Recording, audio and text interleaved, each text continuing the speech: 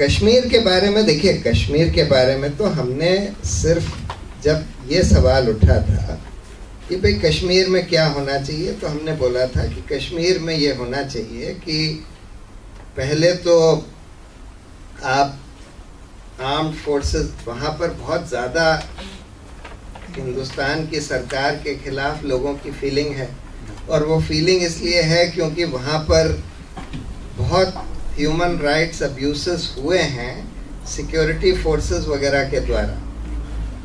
और security forces के द्वारा ह्यूमन राइट्स अब्यूसेस इसलिए हो रहे हैं क्योंकि वहाँ पर आम सिक्योरिटी फोर्सेस को इम्यूनिटी दे दी गई है कि आप किसी को ऐसे ही मार दें, रेप कर लें, किसी का कुछ भी कर लें, आपका प्रोसिक्यूशन नहीं हो सकता जब तक आर्मी उसकी कंसेंट ना दे दे, और आर्मी कभी कंसेंट देती नहीं है। तो इसलिए हम लोग शुरू से ये कहते आ रहे हैं कि भाई इसका कोई रैशनल नहीं है armed forces special powers act को वहाँ लगाने का या कहीं पर भी लगाने का।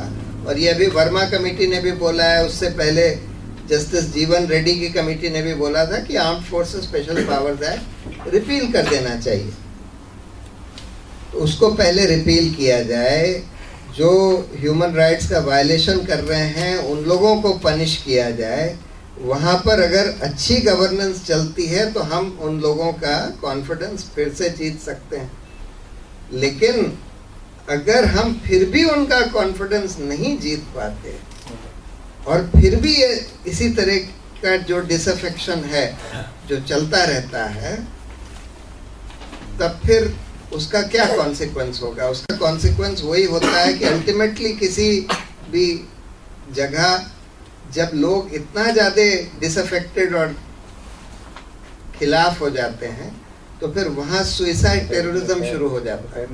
और जहाँ एक बार सुइसाइड टेररिज्म शुरू हो गया, फिर उस एरिया को आप कितना भी आर्मी लगा लें, आप कंट्रोल नहीं कर सकते। इराक में यही हुआ, अफगानिस्तान में भी यही हो रहा है कि अमेरिका की आर्मी भी वहाँ उस एरिया को कंट्रोल नहीं कर सकती जब एक बार सुइसाइड टेररिज्म शुरू हो जाता है।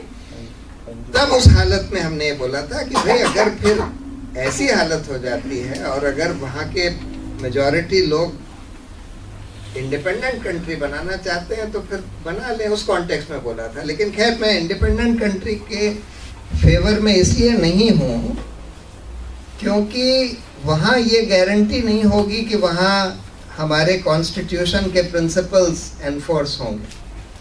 हमारे कॉन्स्टिट्यूशन में तो सब कुछ गारंटीड है, माइनॉरिटी राइट्स, ह्यूमन राइट्स वगैरह। ये दूसरी बात है कि ये armed forces special powers act उसको नाकाम कर रहा है क्योंकि ह्यूमन राइट्स का वायलेशन प्रमोट कर रहा है। तो कायदे से अगर हम कॉन्स्टिट्यूशन को एनफोर्स करें तो फिर कश्मीर में जिस तरह के ह्यूमन राइट्स वायलेशंस हो रहे हैं वो नहीं हो पाएंगे। इसलिए करेक्ट चीज़ तो यही है कि सेसेशन तो हम लोगों को नहीं अलाउ करना चाहिए, क्योंकि सेसेशन होने में तो फिर ये प्रॉब्लम होती है कि फिर पता नहीं वो लोग उन प्रिंसिपल्स को मानेंगे कि नहीं मानेंगे।